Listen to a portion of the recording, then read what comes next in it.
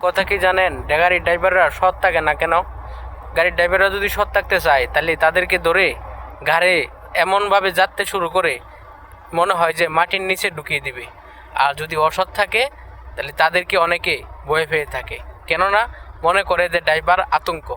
আসলে সব ড্রাইভারের উদ্দেশ্য আমি কথাগুলি বলছি যে সবাই খারাপ তা না, আর সবাই ভালো তাও না, কিন্তু বেশিরভাগ ড্রাইভারদের আমি দেখলাম যে দুর্বল থাকে, কেননা ভদ্র থাকতে চায়, ভালো থাকতে চায়, কিন্তু গাড়ির ডিপার্টমেন্টটা এমন একটা ডিপার্টমেন্ট, এখানে ভালো থাকা কোনোভাবেই সম্ভব না।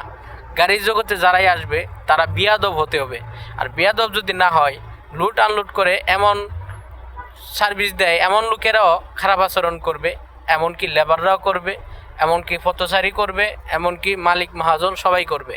তাই বাধ্য হয়ে কিন্তু একটা ড্রাইভারকে খারাপ হতে হয়, মুখ খারাপ করতে হয়, অথবা চোখ উল্টিয়ে কথা বলতে হয়। এগুলো শেখা আর শেখানোর জন্য দায়ী শুধু প্রতিপক্ষ যারা থাকে, যারা মেনটেন করে, যারা এই ধরনের আচরণ করে, তাদের সাথে সাথে করে করে শেখা হয়, এরাই শুধু দায়ী থাকে। তো কতগুলো কি যুক্তি আছে কি না আপনারা বলে যাবেন।